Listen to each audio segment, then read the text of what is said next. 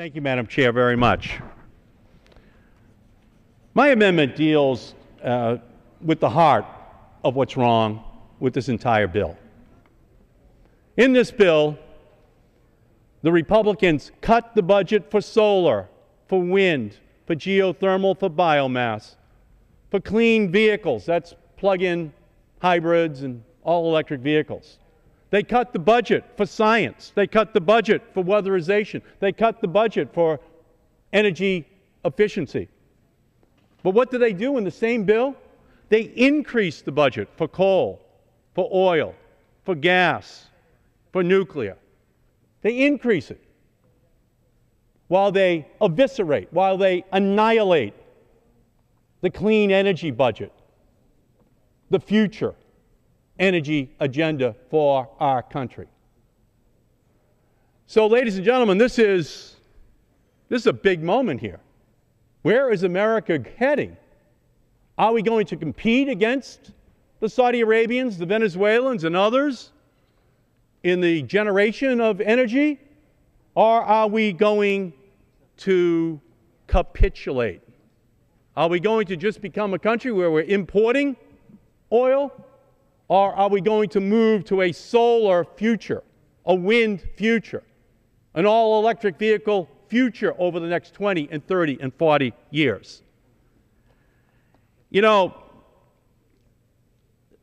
this budget that they have put together is really one that gets right to the heart of their argument that they say they care about all of the above. What this budget actually says is it is oil above all. It's still a fossil fuel agenda.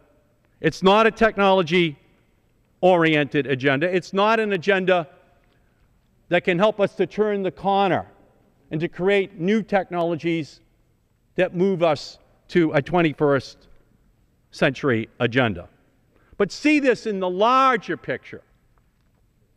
This is not compromise.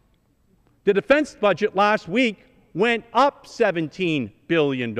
They're not going to cut defense. They're saying they're not going to actually take away the tax breaks for billionaires. They're saying they're not actually going to take away the tax breaks for the oil and gas industry. All of that is safe. Don't worry, they say to billionaires. Don't worry, they say to big oil. Don't worry, they say to the Defense Department. We're not touching you in this big budget deal that we want. And then where do they turn? They turn over here to solar and wind, and to geothermal and biomass, to plug-in hybrids, to all the technologies that we should be investing in the future. And they turn to grandma and said, your Medicare benefit is too big. They turn to Medicaid. They say, you poor child, you're taking too much of America's wealth. And you, green energy sector, we can't afford to invest in you. So, ladies and gentlemen, this is not compromise. This is the capitulation that they're looking for from the Democrats. This is the capitulation to an agenda that helps billionaires, helps big oil, helps big gas, helps us export jobs overseas by keeping those tax breaks in place, rather than fighting hard for what the green generation, the young people in our country expect us to do, rather than allowing ourselves to be tipped upside down at the gasoline pump.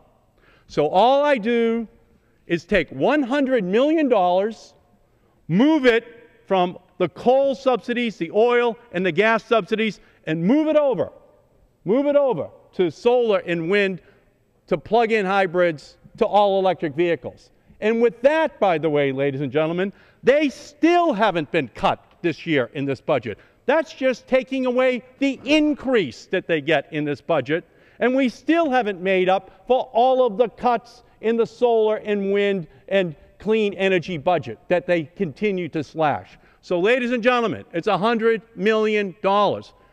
Does oil and coal and gas deserve an increase this year? Let's at least keep them level and give that extra $100 million over to the clean energy technologies of the future. That is the least that the the green generation, that the young people in our country expect us to do.